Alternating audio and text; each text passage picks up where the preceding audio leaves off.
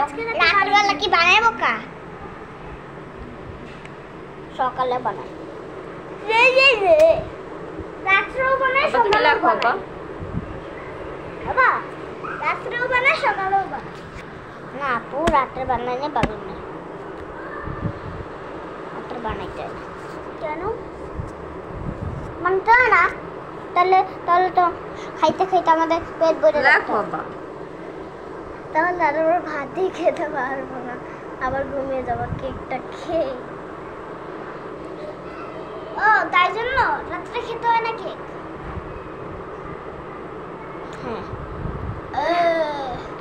আমার এটা কি কথা বলো দীর্ঘকার খেলেন নাকি পেট না এটা রিকার এটা রিকার অনেক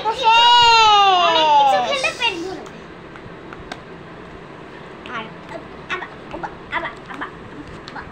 আপনার জানো আমাদের কাছে না